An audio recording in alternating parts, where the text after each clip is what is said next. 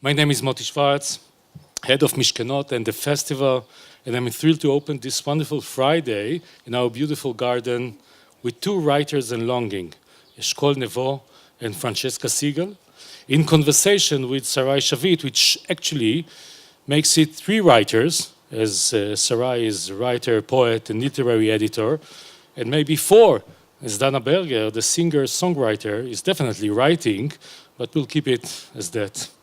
Francesca Siegel's new book, The Awkward Age, has been widely praised, and the television adaptation of it is currently being developed by the BBC. Francesca won several book awards for her first novel, The Innocents, and she is this year's guest of the Marie Project, a unique residency program which takes place here and in Venice, and is a tribute to the life of Marie Brandolini of the Rosenberg-Rothschild family. Siegel and author Eshkol Nevo will discuss urban romance, bourgeoise, and the lies and truth of love. I think there is almost no need to present Eshkol Nevo, an Israeli prominent writer translated to many languages. His works has been adapted in various content formats, and he is a permanent guest at Mishkenot. Sarai Shavit will moderate, music and readings, Dana Berger. Please welcome Francesca Siegel, Eshkol Nevo, and Sarai Shavit. Thank you, Moti, Liran, and all the festival team.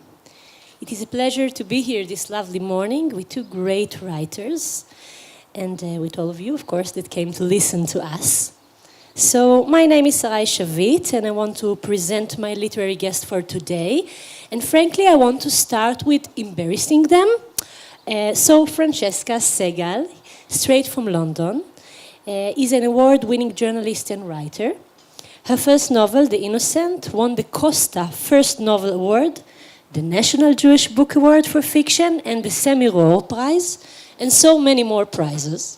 For 7 years, she wrote the debut fiction column in The Observer, and she has written for various publications, including Granta, The Guardian, and Vogue UK and US. And she's here with us today to celebrate the Hebrew edition of her second book, The Awkward Age, Ahava Choreget. That's the one, you must read it, it's just a great book. And from the Israeli side, I'm sure some of you, maybe you heard something about Eshkol Nevo. Eshkol Nevo was born in 1971 in Jerusalem. He's a writer and co-runs the biggest creative writing school in Israel, Sadnaot Habayit. His best-selling novel, Homesick, Arba'a Batim Vega'agua, was awarded the Raymond Valliere Prize in France, shortlisted for the Sapir Prize in Israel, and long-listed for the Independent Prize in the UK. His best-selling novel, World Cup Wishes, Mishala Achat Yamina, won the Golden Book Prize in Israel and has awarded the Eddie Witzo Prize in Italy. But today we will talk about his last best-selling novel, 3 Floors Up, Shalosh Komot, that was published in Israel a few years ago, won the Platinum Book Prize, and will be published all in 10 different languages. So, after this embarrassment, both of you are big shots indeed. But today we will not talk about your personal success. We will talk about the reason that made you and your books so lovable. I mean, we will talk about your longings, your lusts, your hopes, your thoughts, your dreams, your secrets. I mean, of course, your characters, longs, hopes, and ideas, of course. And I want to start with mark some links between as authors.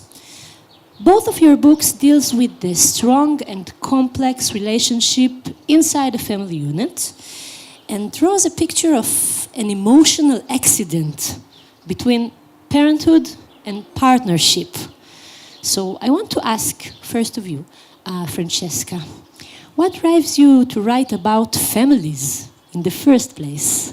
Question, because I think it's taken me a little while to realize that my preoccupations are not the same as everyone. Someone said to me in London after this book came out, do you think your third book will also be about families? And I really had to think, what else is there?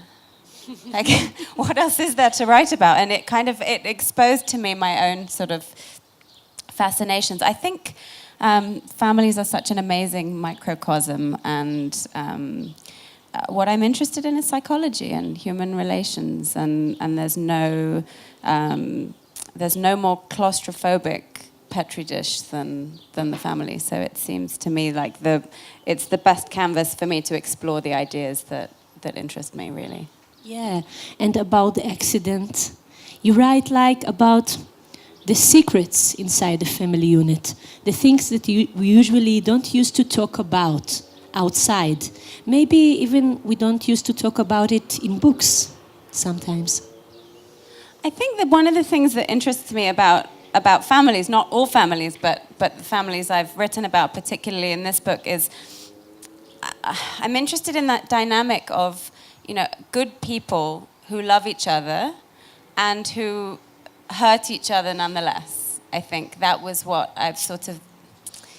that was, I think, what drove me to explore these ideas. The idea that there can be all this love and mutual support and goodwill, and still, when needs are in conflict, things can be very wounding. Yeah, and they made like huge mistake. You must read the book. I don't want to spoiler you, but I'm sure some of you, maybe one or two people, read Eshkol Nevo's books. So Eshkol, how is it for you to write about families, to write about families' reality, family relationships? Good morning. First of all, I have to say it's really special to share the stage with you too. I met Francesca 10 years ago. She was a journalist wanting to be a writer, and it's fabulous to see the way your career developed. And I met Sarai when she was just out of the army, I guess, coming to a workshop. We called it Bat 20 v'sigaria, 20 and a cigarette. And now you're an established writer and winning prizes, and it's really, really a treat. And it's also special to be here in Mishkanot Sha'anim, because actually, and not many people know it, I started writing 3 floors up here. I finished a session in the festival. I think I was sharing the stage with Russell Banks, and we finished our conversation, and I went to the room, and I just started writing 3 floors up, the first paragraph of the first floor. And then it was an explosive writing experience, the most explosive I ever had. I wrote this book in 5 months, not exactly knowing what I'm doing. It's a book made of confessions, so I felt like the characters were confessing to me. And I wrote the book to discover what happens in the end. I was completely unaware of themes. I was not theme thinking. Now, 3 or 4 weeks after the book was published in Israel, there was a review in Haaretz.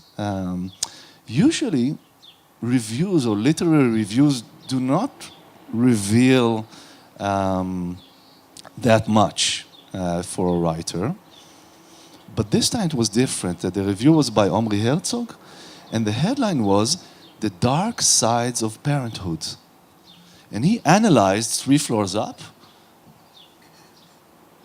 demonstrating that in every floor, the main theme is a different dark side of parenthood.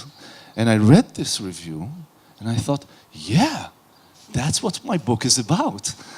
Now, I guess I had to be completely unaware of it to write it. Now that I look at it, I think, yes, first floor, we have an obsessive father caring maybe too much about his daughter, and it causes conflict between him and his wife. Second floor, we have a very lonely mother, and she's lonely because her husband is going away all the time. And third floor, we have a mother who has to choose between her husband and her child, and she makes the less popular choice. So yeah, it is a book about things that parents do not usually talk about. Yeah. I think it's a brilliant conclusion of a rehearsal. I couldn't agree more, really. Before we continue to talk about your books, I want to invite to the stage the singer and songwriter Dana Berger to sing for us the first song for this morning. Dana, thank you. אהלן, בוקר טוב. I'm going to sing in Hebrew, though, so, but it's all about love and families.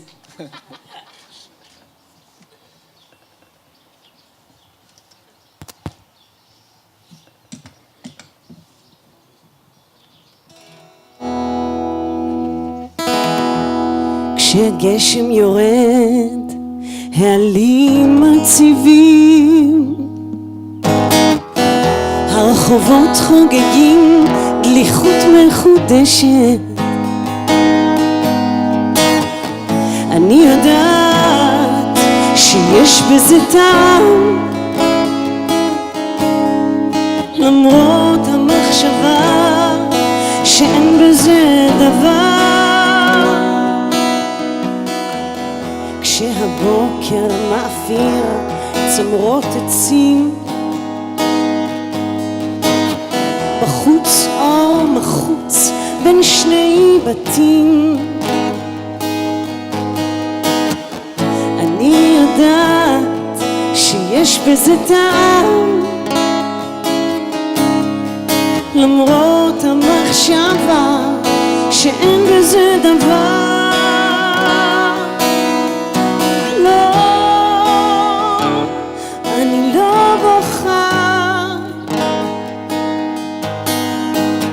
זה רק חלון זכוכית עליו טיפות עומדות.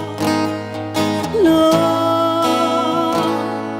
אני לא נבהלת, זו רק שעה לא כל כך נוחה.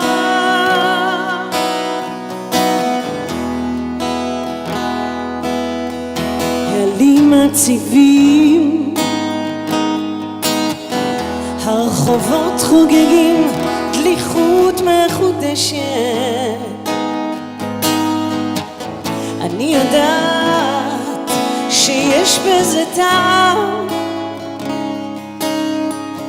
למרות המחשבה שאין בזה דבר.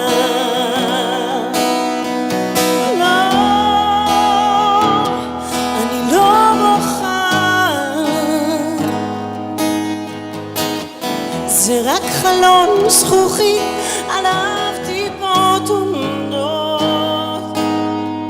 לא,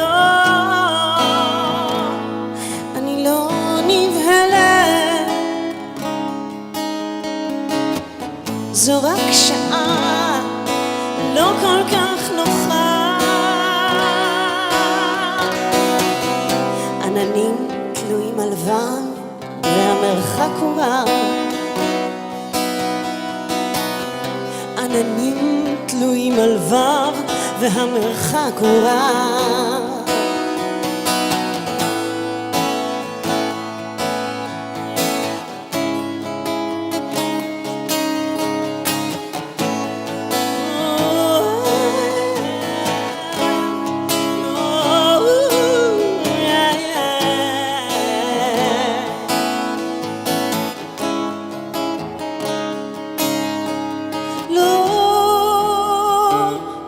אני לא בוכה, זה רק חלון זכוכית עליו טיפות עומדות. לא, לא, אני לא נבהלת, זו רק שעה לא כל כך נוחה.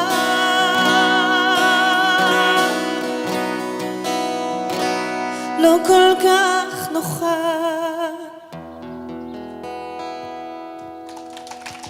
Thank you. Thank you so much, Dana. We will hear more of Dana soon, which is what I just wanted to say about that song. every time I hear it, and you sing, לא, אני לא בוכה, not, I'm not crying, I'm crying. And now I'm on the stage, I cannot like burst into tears, but it's so moving, thank you. I want to ask you, Francesca, tell us a little bit about אהבה חורגת, about the awkward age. How this book came to your life, how you started to write it at all.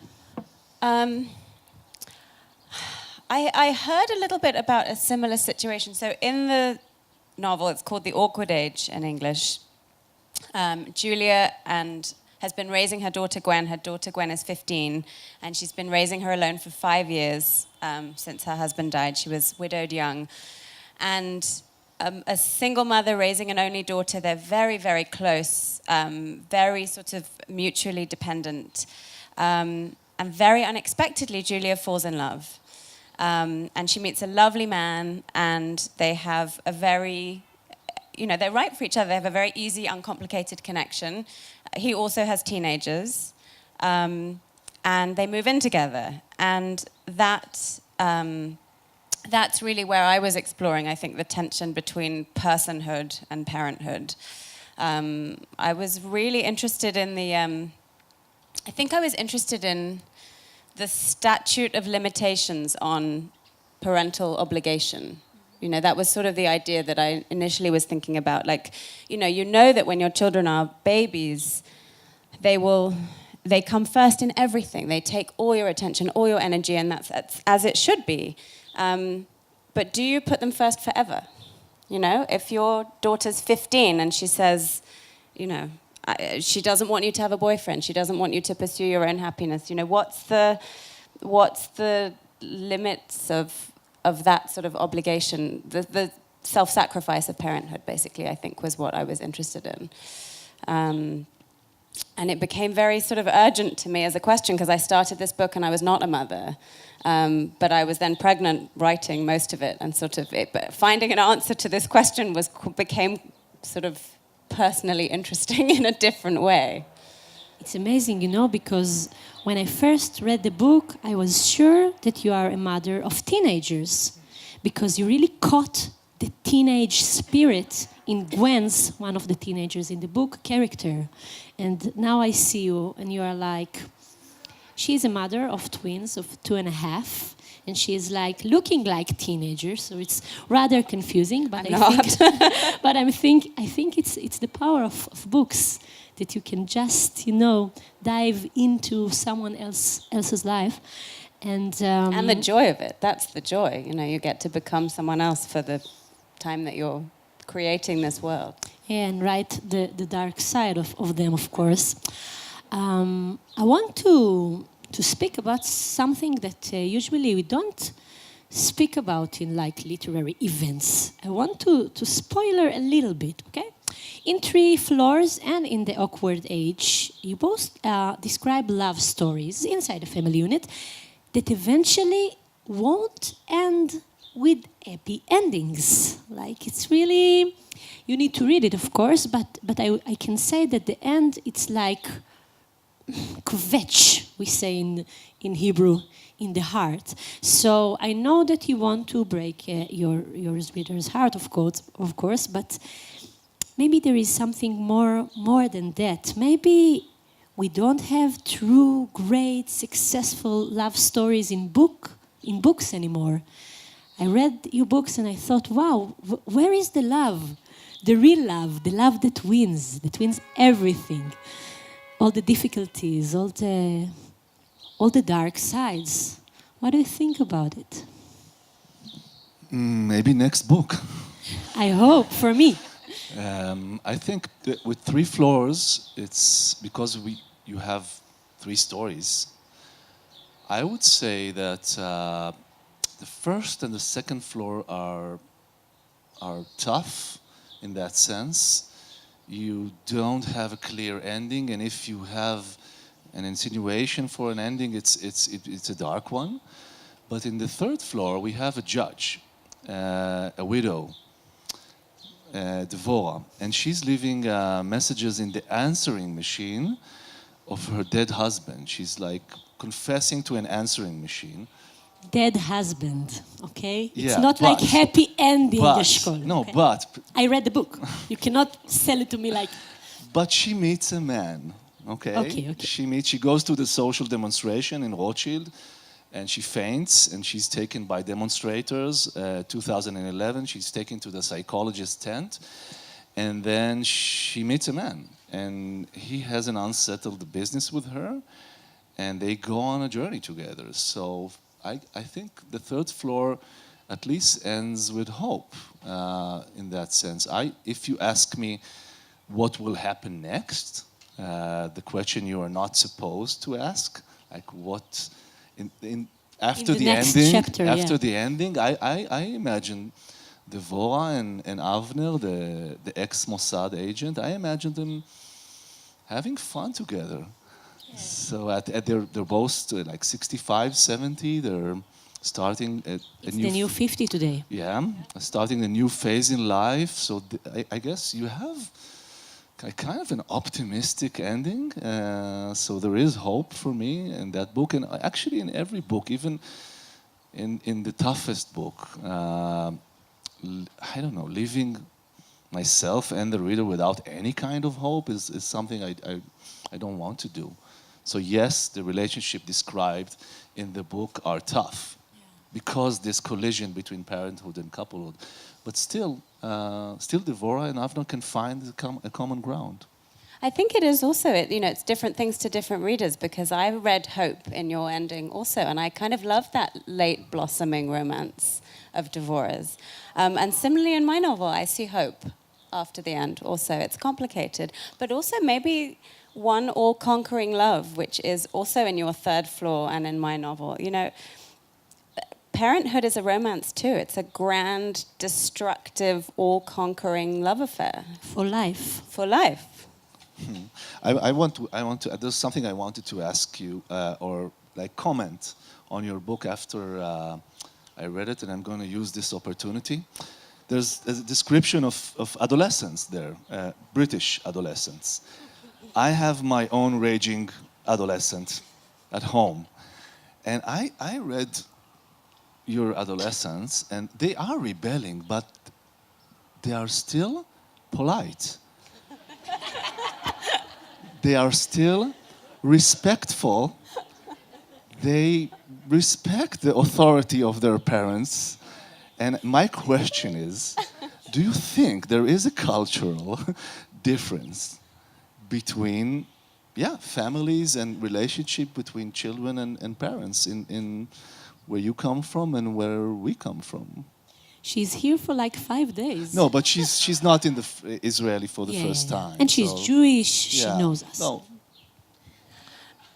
There's definitely differences. I mean, I don't know how respectful my teenagers are in the book, but there's definitely differences. But also, I think there's differences in the way that the teenagers are parented also, because a couple of Israelis have said to me, this pressure cooker that your teenagers are under. One of the teenagers, the son, who's 16, his father is very, very invested in his academic success. And together they are extremely invested in him getting to Oxford, getting the best grades, getting sort of, this trajectory towards academic success. And more than one Israeli reader has said to me, is that actually the way people push their children in England? Is that really that kind of pressure on them?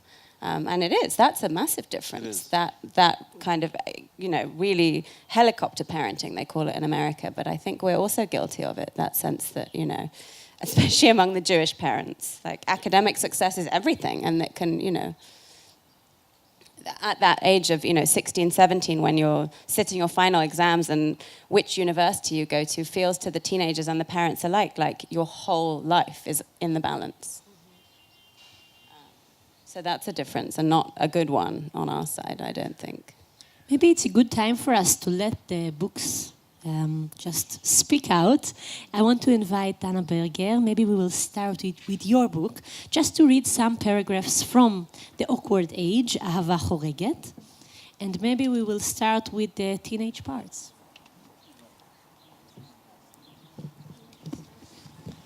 הם נפגשו אחרי 5 שנים שבהם גידלה את גווין לבדה באינטנסיביות ההפכפכה של בנות ערובה השבויות יחד זמן רב.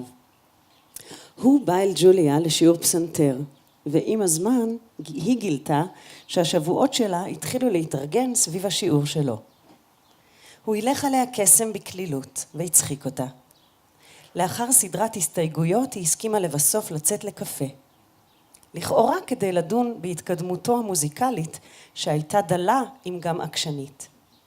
בדייט הראשון שלהם, שתוזמן כך שיפול על הסיור הגיאוגרפי של גווין לחקר נופי קרחונים באזור קסוויק, ישבה ג'וליה נוקשה ונבוכה ומתוחה. דיברה מעט, אבל שתתה הרבה, יין אדום. ולבסוף שיגרה את עצמה עם ג'יימס במונית הביתה ברעב געשי אנוש, ורק למחרת בבוקר אמרה לו את המילים הכנות הראשונות שלה, מתוך בושה והנגאובר. זה היה דייט ראשון נוסח אנגליה, כך היא זכרה זאת. בעיני ג'יימס, ההתקדמות המהירה אישרה את אמונתו הגוברת שהם נועדו זה לזה, כי הם אכן נועדו זה לזה. הוא היה כל מה שהיא העזה אי פעם לרצות. עד לשלב זה התייחסה גווין אל ג'יימס בנימוס פזור נפש. כשהגיע מדי שבוע, עוד אחד מתלמידיה של אמה, המסרך רגליים לחדר המוזיקה בקומה הראשונה, עם נוקטורנים של שופן ופריסת אצבעות בינונית, אבל בן לילה הפכה אותו לאויבה המושבע. מתחרה בדם, יריב מר לה ולאביה. היא כבר איבדה הורה אחד ולא תוותר על אמה ללא קרב. ג'וליה חששה מגווין וחששה לה, ועד לאותו רגע מעולם לא ניצבה מול זעמה של ביתה. אבל היא גילתה בתוכה מקור כוח חדש אקראי. היא התאהבה. למרות המכשולים, ג'יימס הביא אור לחייה, ובעזרתו היא התחילה להאמין כי האושר שלה יוכל להתחיל לרפא את ביתה. מערכת היחסים החדשה הייתה שונה בתכלית מנישואיה, ועל כך הייתה אסירת תודה. היה לה קל יותר אפוא למצוא לג'יימס מקום בליבה, שבמשך זמן רב כל כך השתייך רק לגווין. ג'יימס עודד את ג'וליה להירגע, לקבל אותו כמובן מאליו, להאמין שהוא יהיה לצידה כשיזדקנו, אבל היא לא הייתה מסוגלת. זהו בזבוז בלתי נסלח להסכין עם המזל הטוב יוצא הדופן שלהם. נס הוא שלבבות האנוש השבריריים שלהם ממשיכים לפעום עוד ועוד. האושר הוא מערך בר חלוף של כוכבי השמיים. הבזק של אור שמש המבעיר פתותי זהב על המים לפני בו חשרת העננים. ג'וליה הכירה את החיים כסדרת פורענויות. היא חיכתה שהפסנתר יתמוטט, שהטורנדו יכה, ובינתיים אושרה הפרטי הטהור ריגש והפחיד אותה בד בבד. הלוואי שגווין לא הייתה שונאת אותו כל כך. I should say also I'm looking out here and I can see my amazing translator there, so that's your words, not mine. Beautiful words in Hebrew too. Now, I want to talk about another subject. I think it's really an annoying question to ask, but it's important to me to ask it as a writer and an editor and as a reader also. So many people identify with your books, your characters, your hopes, ideas, longings, and lusts. And though you write about the most, or maybe because you write about the most intimate subjects, we talked about parenthood, we talked about teenage period in life, we talked about love, about broken love, about dark sides. And I want to ask, from your own point of view, what is the role of literature today? What do you think it needs to be, emphasized for the readers, for the culture? Annoying question. Just a simple question. It's simple, but yeah. I think it's really important. Yeah, it is. I have this moment in mind regarding this book. It was published in Italy a year ago, called Tre Piani, 3 floors. And I had a meeting with a book club in Milano. And we discussed the book and questions and answers, and then a lady, I remember her face. She was sitting in the back row and around 60 years old, and she raised her hand, and I thought she wanted to ask a question, but she said, I read your book and I could forgive myself. And that was it. And she didn't tell us what could she forgive herself, what was the story behind it, nothing, just this sentence, I could forgive myself. And I think maybe that's the role of literature, just being brave enough to shed a light on dark issues, not spoken, not admitted, and we're talking not only about personal, psychological, family, also about politics, about social issues that people do not want to recognize, do not want to be aware of. I think this is the kind of redemption you can get. This is a kind of redemption I get when I read a book, when I read a good book. I feel less lonely because someone else is experiencing something I thought I'm the only one experiencing. So maybe that's what we're doing. I can definitely say that's the most Meaningful. Not only meaningful, it's when you write, you don't think about a reader. You write, and you think about the characters, you think about the plot, you think about the words. But when the book is published, these are the magical moments, the one-on-one conversations you get. This understanding that something that you thought was only yours is not only yours. And it goes both ways. It's a redemption for the reader, it's a redemption for the writer also. It's a beautiful answer. I'm personally going to steal it and to say it myself. What is your magical moment with your book? I mean, I think it's just interesting hearing you say that because it's exactly what I would say about your books. The thing about Eshkol's novels are you show such compassion and tenderness and insight for your characters that is really like, it makes... I understand why it would make a reader more forgiving of themselves because you're not a judgmental novelist. There's some writers who write with such cruelty about their characters, and that can... it's the opposite of what you do. There's such insight and compassion that it allows for that. It kind of brings a little more of it into the world. I think you are the same as a writer. Really. You should read a Francesca book. Thank you. That means a lot because I think it is, you read to connect. That's the dream is, it's that, the E.M. Forster cliche, only connect. To see a shard or a tiny fragment of oneself in someone else and understand that you don't feel things alone in a vacuum.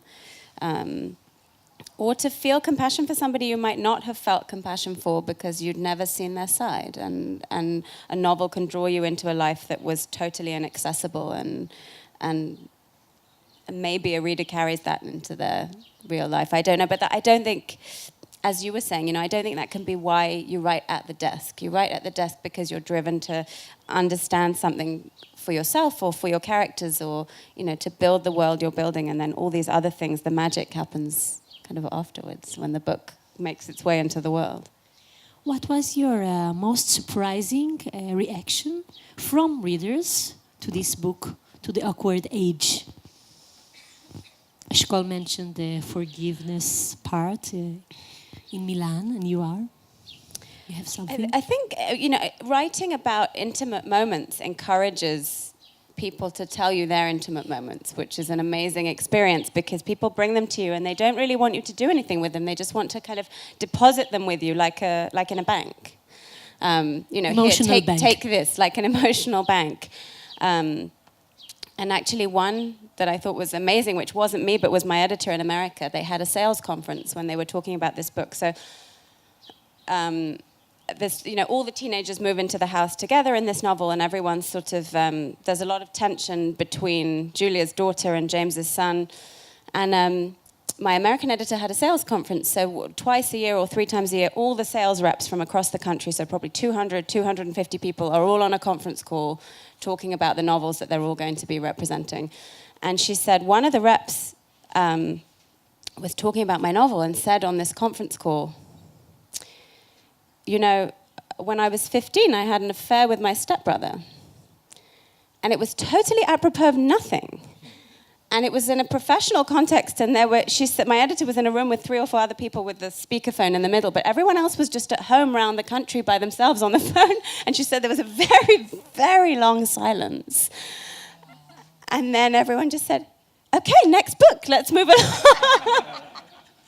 But something about reading this book had made her just decide she needed everyone to she just had to confess. Yeah, wow, that's amazing, huh? Yeah. Freud is in the house, huh? Amazing story. Thank you, Francesca. I want to invite again, it's my pleasure to invite Anna Berger. She will read, of course, she will read from Shalosh Komot, 3 floors up of Eshkol Nevoz, and afterwards she will sing for us another beautiful song. Thank you, Dana. 15 years old girl in my house. Crazy. She's revenging. Everything I did to my mom now is in my face.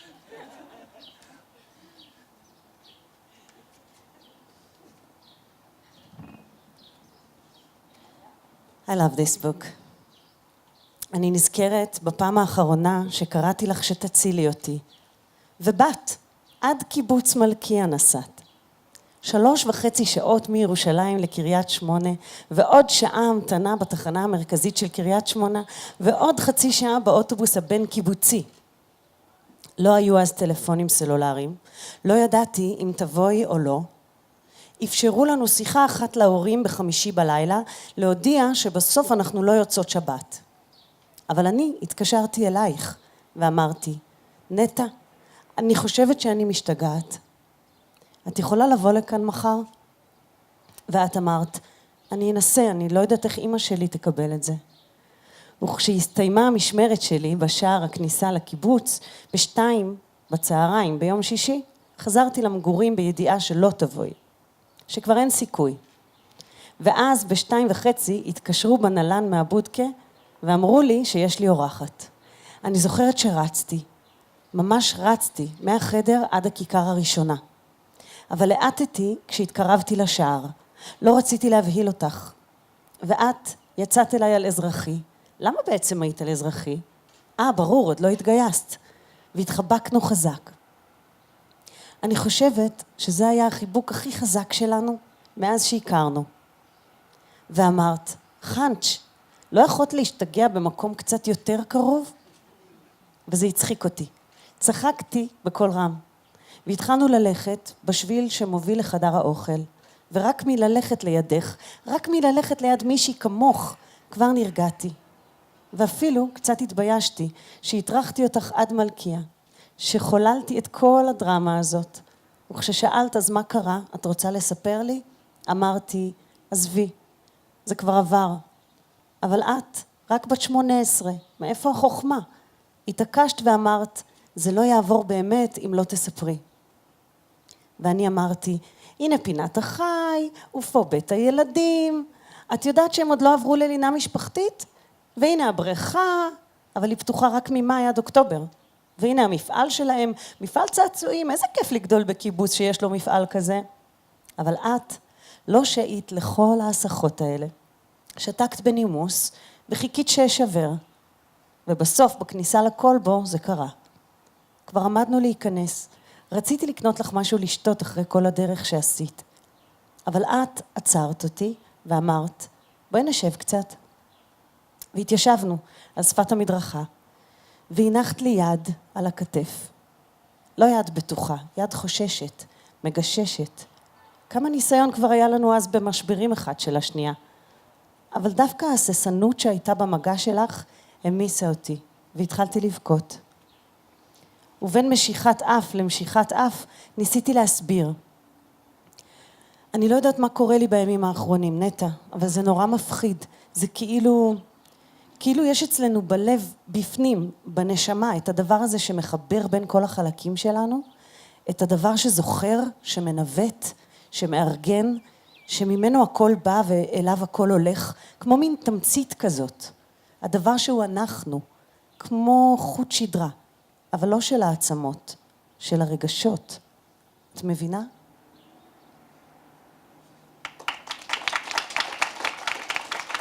לא בא לי להפסיק. שיר?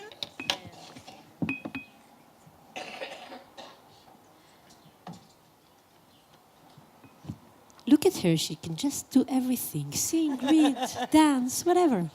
I think that in songs, writing songs is quite the same about talking about expressing yourself and hoping that someone there will feel the same and put some light on dark sides. It's really the same, and it's a big privilege to be able to talk about the things that you don't talk about. It's nice. It's fun.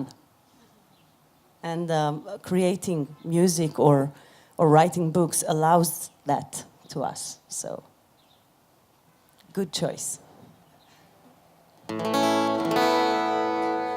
יכול להיות שאתה מרגיש עזוב, אני קולטת את זה עכשיו פתאום. אולי הייתי יותר מדי עם עצמי, אולי תפסתי מרחק.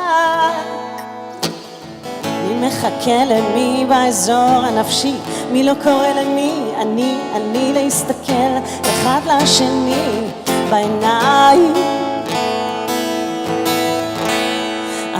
עכשיו אני לומדת לעוף, חושבת על מים.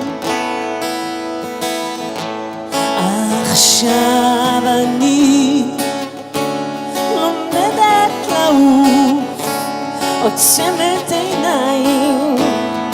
בינתיים אני מבזבזת כוחות יקרים על שטויות, עושה רושם על זרים. יכול להיות שנשארת בצד לרגע, תבוא אליי ואל תוותר, אני אוהבת אותך יותר ויותר. אולי הרשיתי יותר מדי לעצמי, אולי הגזמתי, אבל אני לומדת לעוף, חושבת על מים. עכשיו אני לומדת לעוף, עוצמת עיניים. בינתיים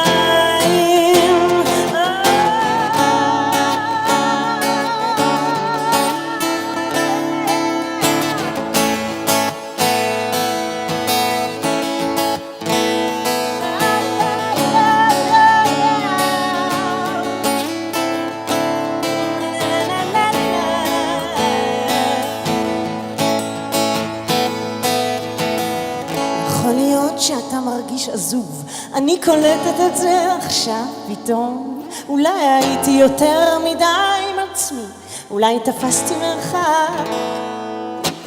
מי מחכה למי באזור הנפשי, מי לא קורא למי, אני להסתכל אחד לשני בעיניים.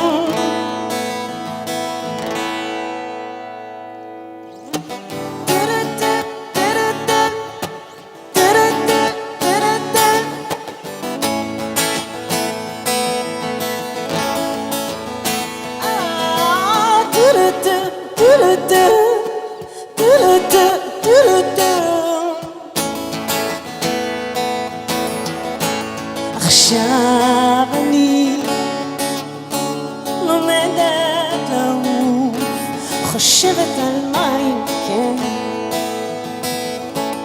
עכשיו אני פורסת כנפיים בינתיים.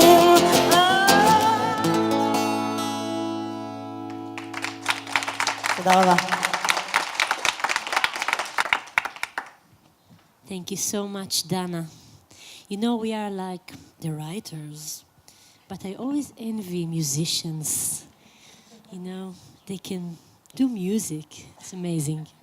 I want to ask you last question for today, for our event. I want to ask, what is the secret behind the book? The secret behind 3 floors, 3 קומות, and behind the awkward age, אהבה חורגת. You can tell whatever you like, but we need some confession to close the event. So, there you go. Ladies first, you say. Okay. Something that we don't know, Francesca. Something that you don't. This is like my next event now. It's a preview. Something that I don't. I think. I mean, it's fiction, right? We write fiction, and I think, you know, I'm always a little bit frustrated, not by your question, but by journalists who are always saying, you know, what in your life inspired this and this and this, and particularly in this novel, as you said, you know, I don't have teenagers, I haven't created a blended family. This is not my life and my world. It's fiction, and it's things I wanted to, you know, explore because they were ideas that I was interested in. But I think in some ways you sort of had my confession, maybe not clearly, but, you know, in the years before I was writing this novel, I was thinking a lot about whether or not to have children. My husband and I talked about it a lot. You know, there was a kind of a... it seemed like it would threaten this life creating art, and I was very frightened of how the 2 lives would fit together. And so I think in some ways the secret behind this book was exactly what I was saying. You know, I was trying to understand how much the scale of the damage I was inviting, you know? And now I realize it's an apocalypse. But it's like the best apocalypse.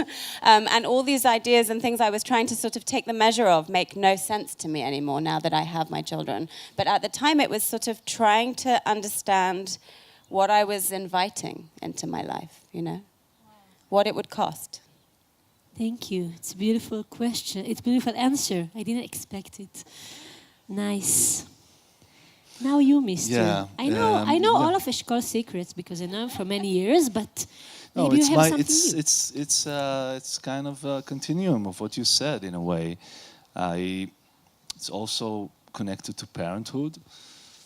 I always wanted to be a father. I think I wanted to be a father from the age of 20. When I had my World Cup wishes written, my Mishalachat Yemina written, one of them was to have 2 daughters, and I got 3. And everybody was telling me before the daughters were born, look, it's going to be tough. It's going to be tough. It's going to change your life. You're going to miss being a bachelor. And then my first daughter was born, and it was paradise. It was... I couldn't do anything. I just wanted to be with her all the time, and it was like that, I guess, for 6 or 7 years. Just joy of being a father and fulfilling my dream. And then it became complicated. and then I realized that as a parent you are doomed to make so many mistakes. I'm the one responsible on the mornings in our home. And I think from the hour, I wake them up at like 6:45, and I put the last one in school at 8:30. And in between 6:45 and 8:30, I guess I make at least 6 or 7 parental mistakes that will stay with them all life, and talk with the psychologist years later. And I'm doing my best and still making so many mistakes. So I guess this is, I don't know if it's the secret behind the book, but it's kind of realizing and admitting that it's tough, and I would not be the perfect father I thought I would be. I would just be the trying father, and yeah, and let's write about it. Let's talk about it. Parenthood. Thank you for your answers. Unfortunately, we need to keep on with the festival. I want to thank Moti and Liran and the festival team for this beautiful event in this beautiful place. I want to thank Francesca Segal for being here with us, Dana Berger that sang for us and read for us, and Eshkol Nevor, of course. Enjoy the rest of the day, the rest of the festival. Thank you so much.